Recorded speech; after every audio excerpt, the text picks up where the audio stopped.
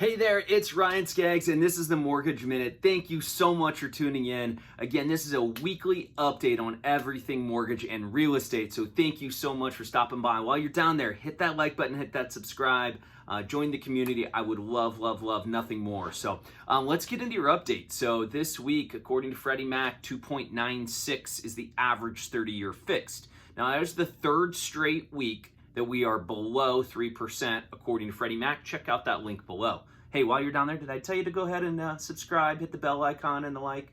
Oh, okay, I did. But yes, while you're down there, check out that link to Freddie Mac. It gives you a weekly survey of historical rates. So third straight week after 7 weeks of being above 3.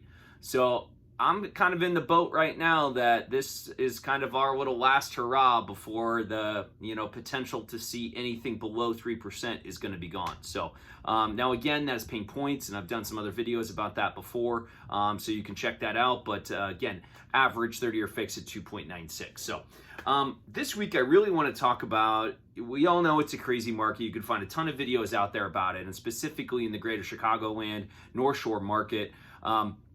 Some misconceptions about appraisal waivers and or the word appraisal contingency. What do they mean? How are they not the same?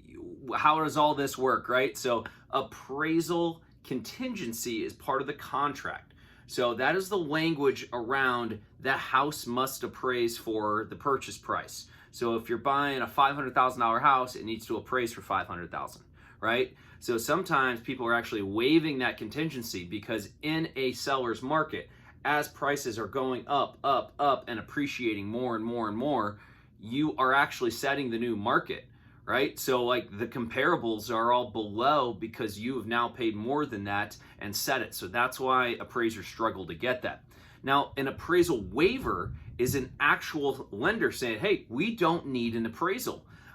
In talking with clients over the last few weeks, I think there's a lot of misconceptions out there that appraisal waiver is basically the bank saying, hey, we've ran our algorithm, and based upon the information that we know in the comparables around, you're within, a very small variant, right? So, we can run that as a mortgage banker and say, hey, we're good. We don't need an appraisal. You've got a good down payment.